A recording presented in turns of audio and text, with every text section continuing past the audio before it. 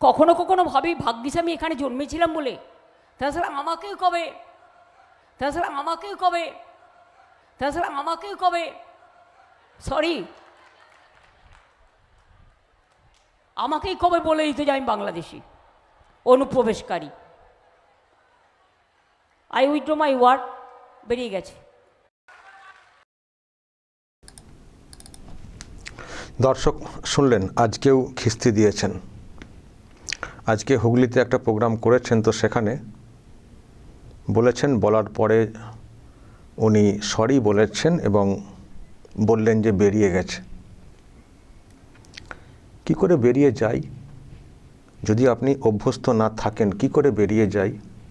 বেরিয়ে গেছে, খিস্তি দিয়ে বলছেন বেরিয়ে গেছে। প্রকাশ্যে এত লোকজন, এত নেতা কর্মী, মহিলা সব এসছেন, খিস্তি দিলেন, দিয়ে বলছেন বেরিয়ে গেছে। আর আপনার জন্ম যদি এখানে না হতো, আপনি যদি বাংলাদেশে জন্মাতেন, তো তাই তো বলা হতো। এখানে যারা জন্মাননি তো তাদেরকে তো বাইরের লোকই তো বলা হবে। তো যারা এদেশে জন্মাননি তাদেরকে তো ভিনদেশি তো বলা হবে। ভাগ্যিস আমার এখানে জন্ম হয়েছিল, না হলে বলেই তো বাংলাদেশি। এখানে জন্ম না হলে তো বাংলাদেশি তো বলা হতো। অনেকে আছেন এখানে বলতে, উনি এই দেশের কথা যদি বলে থাকেন তাহলে তো অবশ্যই। আর যদি বলেন আমি এই বাংলার কথা বলছি, আমি দেশের অন্য প্রান্তে জন্মালে হয়তো আমাকে বাংলাদেশি বলা হতো, সেটা হতো না। দেশের অন্দরে অন্যত্র জন্মেছেন কিন্তু বাঙালি, তাদেরকে কখনো বাংলাদেশি বলা হয় না। যাদের জন্ম এই দেশেই না কিন্তু বাঙালি, পরে জানা যাচ্ছে বাংলাদেশি কানেকশন, তাদেরকে বাংলাদেশি বলা হবে। তো এটা আবার বলার মধ্যে কি একেবারে বিরাট কিছু বলে ফেলেছেন? ভাগ্যিস আমার এখানে জন্ম হয়েছিল, না হলে বলতো বাংলাদেশি। তো এখানে জন্ম হয়েছে বলেই তো বেঁচেছেন, অবশ্যই আপনার সৌভাগ্য যে আপনি এখানে জন্মেছেন ভারতীয়, সেজন্য বাংলাদেশি বলা হয়নি। না যদি এখানে জন্মাতেন এদেশে, তো বাংলাদেশি বলা তো হতোই। তো এই আবার নতুন কি, এবার কি বিরাট ব্যাপার আছে? কিন্তু যারা এদেশে জন্মাননি, বাংলাদেশে জন্মেছেন, টপকে চলে এসছেন, তাদেরকে যখন ধরপাকড় করা হচ্ছে, বা রোহিঙ্গা মায়ানমার থেকে এসে বাংলাদেশ হয়ে যখন তারা এখানে ঢুকে পড়েছেন, এখানে আইডেন্টিটি তৈরি করে দেওয়া হয়েছে, থাকার জায়গা, সরকারি সব সুযোগ সুবিধা দেওয়া হয়েছে, যখন তাদেরকে ধরপাকড় করার চেষ্টা হচ্ছে, ডিপোর্ট করার চেষ্টা হচ্ছে, আপনি তাদের জন্য রুখে দাঁড়াচ্ছেন। এটা আপনার কি স্বদেশিকতা? এটা আপনার কি মানে দেশপ্রেম? আপনাকে তো বলা হয়নি, আপনি এখানে জন্মেছেন, এখনও আপনার বিদেশি কানেকশন জন্মগত আসেনি কিছু, সেজন্য আপনাকে তো এদেশীয় বলা হয়তো। তো এটাকে নিয়ে আপনার এত বলার কি আছে? যখন ওদেশ থেকে আসা লোক, আবার বলছি মায়ানমার থেকে বাংলাদেশ হয়ে রোহিঙ্গারা, তারা যারা এখানে ঢুকে পড়েছেন, যারা এদেশের নাগরিক না, তাদের ক্ষেত্রে যখন ধরপাকড় করা, আইডেন্টিফাই করার চেষ্টা হচ্ছে, তখন আপনি কেন রুখে দাঁড়াচ্ছেন? আপনার দরদটা কিসের জন্য? আর আপনি কেনই বা ওটার সঙ্গে আপনি নিজেকে গোলাচ্ছেন? যখন ওদেরকে আইডেন্টিফাই করার চেষ্টা হচ্ছে, সেই প্রসেসের সঙ্গে আপনি কেন নিজেকে গোলাচ্ছেন? কেন নিজেকে ওর সঙ্গে তুলনা করছেন কেন? আর বলতে গিয়ে বলছেন, খিস্তি দিয়ে বলছেন বেরিয়ে গেছে। এই অদ্ভুত তো। আপনি এর আগেও খিস্তি দিয়েছেন, তবে আমি এবার দেখলাম প্রথমবার সরি বলেছেন অন্তত। এর আগে সরিও বলতেন না। যেহেতু অনেকেই সমালোচনা করে থাকেন, আমরা অনেক কথা বলেছি, প্রশ্ন তুলেছি যে কি মুখ্যমন্ত্রী নিজেকে বলেন বাংলার সংস্কৃতি অমক তমক সংস্কৃতির ধারক বাহক হিসেবে জাহির করার চেষ্টা করেন, উনি কি বাংলার সংস্কৃতি দেখাচ্ছেন, কথায় কথায় খিস্তি।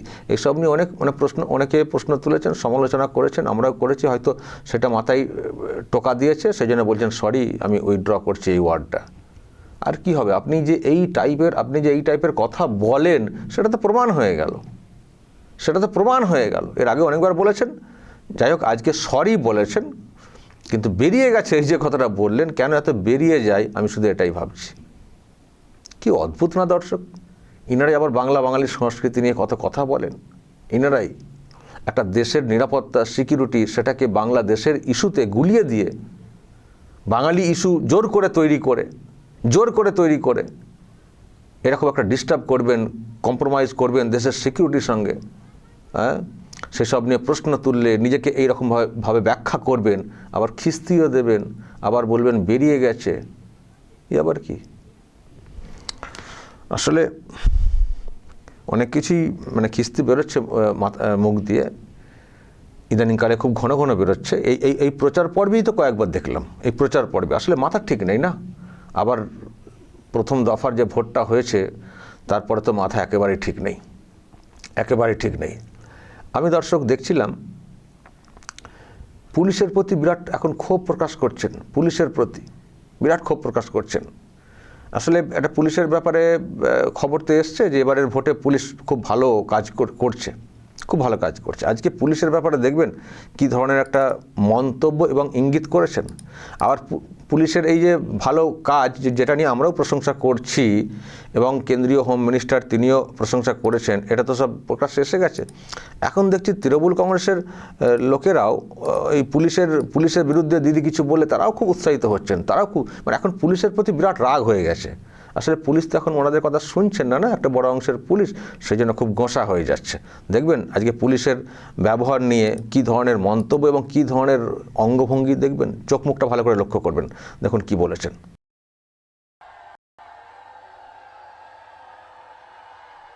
সবাইকে ঢুকিয়ে দিন, কাল গরমে 4 জন মারা গেছে, দেখেছেন তো ভোটের দিন, পরশু দিন, ভেতরে ঢুকিয়ে দিন। আরে পুলিশের ভাইয়েরা অত আপনাদের বেশি অ্যাক্টিভ দেখানোর দরকার নেই।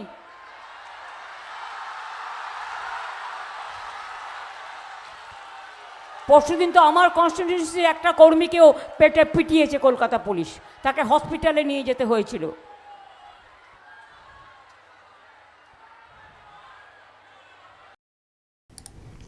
চোখ মুখটা দেখছিলেন, ওটা বলার পরে চোখ মুখের রিয়াকশানটা দেখছিলেন, এই যে চোখ মুখের রিয়াকশানটা দেখছিলেন, খুব অফেন্ডেড। আর মানে ওনার দলের লোকেদের চিৎকার শুনলেন, দিদি বলছেন পুলিশের বিরুদ্ধে খুব একেবারে রেড়ে, মানে পারলে এখন পুলিশকে ধরে মানে পেটান এমন একটা ভাব দেখাচ্ছেন। কিন্তু কিছু করার নেই, পুলিশ সত্যিই তার অবস্থান পাল্টেছে বলতে নিরপেক্ষ, আপনাদের কথা শুনে চলছেন না বেশিরভাগ অংশের পুলিশ। সেই জন্যই ভোটটা এত সুন্দর হচ্ছে, বেশি পাকামো করার কোনো সুযোগ নেই। আমি তো একটা ভিডিও দেখছিলাম, পরে আমি দেখাবো আপনাদেরকে পারলে, জলপাইগুড়ি সম্ভবত, হ্যাঁ, ওখান থেকে একটা ভিডিও এসছে পুলিশ কীভাবে তৃণমূল কংগ্রেসের নেতাকে মানে ও পাকামো করা থেকে সরিয়ে দিয়েছেন পুলিশের লোকেরা ডিরেক্টলি।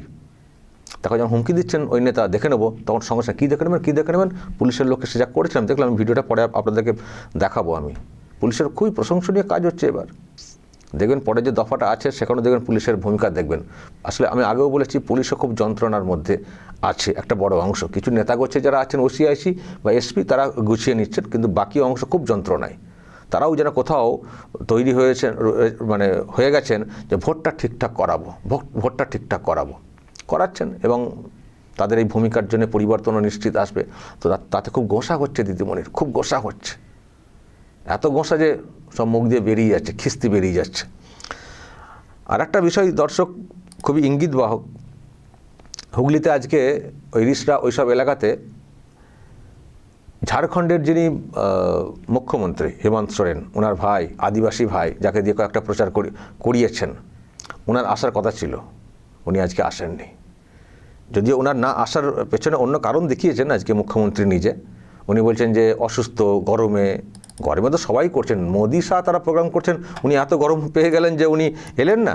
দেখবেন দর্শক উনি কি বলেছেন দেখবেন, হেমন্ত সোরেন আসেননি, উনি তার ব্যাখ্যাটা কি দিয়েছেন। সবাই করছেন গরমের মধ্যে প্রোগ্রাম, আর ঝাড়খণ্ড এলাকাতে ওখানেও যথেষ্ট এমনিতেই তো গরমের পরিবেশে থাকা, ওখানে ওটার কি একবারে সুইজারল্যান্ড, তো সেখান থেকে এসে প্রোগ্রাম করা গেল না। এই কদিন প্রোগ্রামে অসুস্থ হয়ে পড়লেন নাকি আসতে চাইছেন না, বিশেষ করে প্রথম দফার যে ভোটের ইঙ্গিতটা এসছে তারপর থেকে আর আসতে চাইছেন না। ওদিকে তো আপ সাফ হয়ে যাচ্ছে, দিল্লিতে দেখেছেন আপের মানে রাজ্যসভার কতজন এমপি তারা বিজেপিতে জয়েন করেছেন, চতুর্দিকে সব বিজেপিময় একটা ব্যাপার, আবার এখানেও বিজেপিময়, পাশের রাজ্য বেঙ্গল। এই হাবভাব দেখে, ইঙ্গিত দেখে উনি কেটে পড়ছেন বা আসতে চাইছেন না নাকি জানি না। দেখুন দর্শক উনি কি ব্যাখ্যাটা দিয়েছেন। হেমন্ত সোরেনজির আজকে শরীরটা একটু খারাপ হয়েছে, খুব স্বাভাবিক, গরমে হতেই পারে। উনি আমাদের এখানে 3 দিন মিটিং করে গেছেন, কাজেই সেই জন্য আমি রিসরার সাথেও এটা কানেক্ট করেছি। এই কারণে রিসরা এবং ভদ্রেশ্বর সম্ভবত দুটোই কানেক্ট করেছ, সেই জন্য আমার কথা রিসরাবাসী, ভদ্রেশ্বরবাসীও কোন্নগরের মাটি থেকে শুনতে পাচ্ছেন নিশ্চয়ই। আসেননি উনি, খোঁজ নিন ভালো করে দর্শক, আসতে চাননি। আমি যেটা বলছিলাম, উনি এসব অসুস্থ ইত্যাদি বলার চেষ্টা করছেন। উনি সম্ভবত এই গতি প্রকৃতি যা সামনে চলে এসছে, আর উনি আসছেন না। যারা সরকার থেকে উল্টে যাচ্ছে তাদের সঙ্গে সম্পর্ক আবার কিসের? তাদের সঙ্গে সম্পর্ক আবার কিসের? পুরো পরিষ্কার বুঝে গেছেন হয়তো, ওনারাও খুব সুযোগ সন্ধানী, তো বুঝে গেছেন হয়তো, দেখবেন সেই জন্যই আসেননি। ভালো করে খোঁজ নিয়ে দেখবেন, সেই জন্যই আসেননি। আর উনি যে প্রোগ্রামগুলো করেছেন এমনিতেই, মানে এর আগে যে ভোটটার আগে, আমি দর্শক আপনাদেরকে একটা ভিডিও দেখিয়েছিলাম। একটা ভিডিও উনি বক্তব্য রাখতে এসেছিলেন, সেই বক্তব্যের মানে মঞ্চের ভিড় কী ছিল, এই যে শুনবেন। তার বক্তব্য শোনার জন্য আমরা সবাই এখানে উপস্থিত হয়েছে। আমাদের সেই স্বনামধন্য ঝাড়খণ্ডের মাননীয় মুখ্যমন্ত্রী হেমন্ত সোরেন মহোদয়কে তার বক্তব্য রাখার জন্য অনুরোধ করছি। आज मौसम बड़ी उतना अभी आरोपिता प्रोग्राम में आपको बड़ा कि उन्हें सेक्रेटारिया से बांग्ला सेक्रेटारिया दोहा वाली मुश्किल।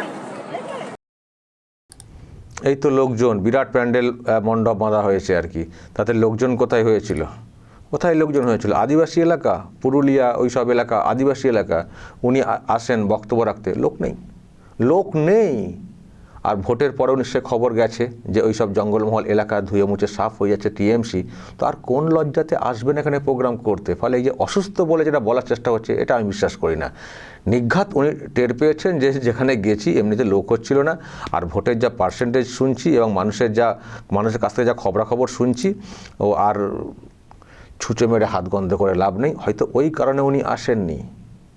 মানে আস্তে আস্তে সবাই কেটে পড়ছেন, কিন্তু দর্শক ভালো করে লক্ষ্য করুন, সবাই কিন্তু আস্তে আস্তে কেটে পড়ছেন দিদির পাশ থেকে। শুধু পিসি আর ভাইপো চিৎকার করে যাচ্ছেন এখনও পর্যন্ত। দলের লোকেরাও দেখবেন খুব একটা উচ্চবাচ্য করছেন না। এই যে দেখবেন যেখানে উনি বক্তব্য রাখছেন, পেছনে যারা বসে আছেন তাদের চোখ মুখের অভিব্যক্তি দেখুন তো, সব একটা কেমন ভাবলেসহীন অবস্থায় বসে রয়েছেন। ওনারা তো বুঝে গেছেন হাওয়া খারাপ। শুধু আর কয়েকটা দিন টিম করে জ্বলে থাকা। এই ভোটটা হয়ে যাবে 29 তারিখে, ভোটের পর দেখবেন আবার এদের চোখ মুখের কী অবস্থা।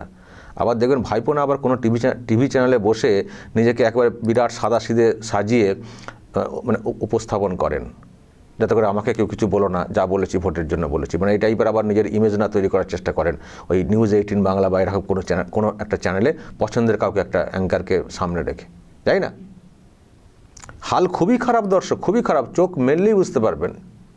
যেখানে ভোট আছে খোঁজ নেবেন, মানুষকে জিজ্ঞাসা করুন কাকে ভোট দেবেন। দেখুন এনাদের মঞ্চাতে কিছু কেমন লোক আনা হচ্ছে, কিছু লোক, তাদের আনার পেছনে অনেক কারণ আছে। এমনি আম পাবলিককে জিজ্ঞাসা করুন কাকে ভোটটা দেবেন। যেখানে ভোট হয়ে গেছে জিজ্ঞাসা করবেন কাকে ভোটটা দিয়েছেন, দেবেন কাকে ভোটটা দিয়েছি হয়তো বলছেন না, টিএমসিকে দিইনি এটা কিন্তু লোক বলে দিচ্ছেন। ফলে হাওয়া পরিষ্কার, সুন্দর ভোট হয়েছে প্রথম দফায়। পরের দফাতেও খুব ব্যাপক ভোট হবে বলে মনে করা হচ্ছে। আর উনিও পরিষ্কার জেনে গেছেন কি হতে চলেছে। জাস্ট 3-4 দিন একটু ভোকাল টনিক দিয়ে একটু জাগিয়ে রাখার চেষ্টা, এর বাইরে কিচ্ছু না। আর এরকম চারিদিকে হাহাকার তৃণমূল কংগ্রেসের, এইসব অবস্থা দেখে মাথার ঠিক নেই। কখনো ফিকফিক করে হাসছেন, কখনো একটা বেঢপ হাসি, কখনো উল্টোপাল্টা বলা, মিথ্যে কথার তো কোনো শেষ নেই। আবার কথা বলতে বলতে খিস্তিও দিয়ে দিচ্ছেন। খিস্তি দেওয়ার পর বলছেন বেরিয়ে গেছে। দর্শক বলবেন যদি আপনাদের কিছু বলার থাকে এই নিয়ে, অবশ্যই বলবেন যা বলার, এবং নজর রাখবেন আরামবাগ টিভিতে।